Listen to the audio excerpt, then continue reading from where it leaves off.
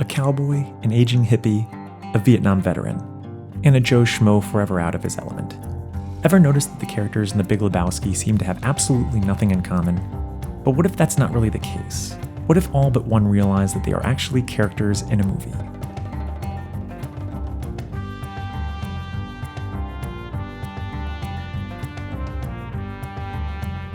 The Coen brothers' Big Lebowski has become an unlikely cult classic, beloved by film buffs, stoners, and golfers alike.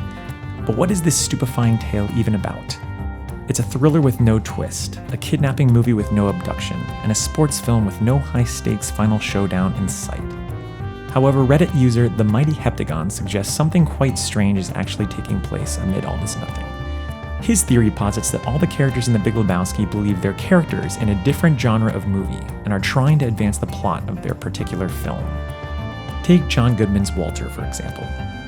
His character believes he's in a post-Nam film, which is why he brings up Vietnam at every opportunity. Of course, nobody else ever sees the connection. Even as Donnie lies dying in the bowling alley parking lot, Walter tells him they're choppering in for help, as if he was cradling and comforting a fellow platoon member wounded in battle. You can carry this exercise through with almost any of the dozen characters. Take Sam Elliott's cowboy narrator The Stranger. He appears accompanied by Western theme music, struggles to make sense of his urban environment, asks for sarsaparilla at the bar, and even tries to get Jeff Bridges the Dude not to cuss so much because, after all, in old-time westerns, seldom is heard a four-letter word. Even more interestingly, this theory argues that Donnie, just a boring guy who wants to go bowling or grab a burger, is the only character who doesn't realize a movie is going on. A major clue to Donnie's aloofness comes in the opening scene of the bowling alley. He keeps interrupting Walter and the Dude, asking about things the audience has already seen, like Wu peeing on the Dude's rug. Frustrated that Donnie is making him go off script and slow down the film, Walter repeatedly yells that Donnie is out of his element and likens him to a child walking in during the middle of a movie and wondering what's going on. Well, if this theory is correct, Donnie really is wandering through a movie without any real idea of what's going on. Meanwhile, everyone else works off a script.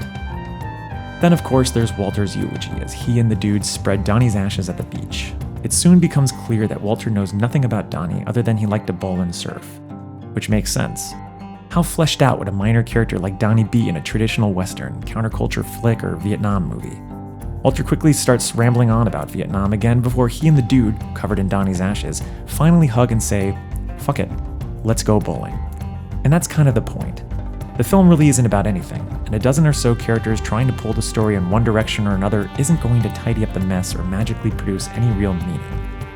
All that's left to do is abide and try to enjoy a directionless, scriptless existence over 10 pins and a beer.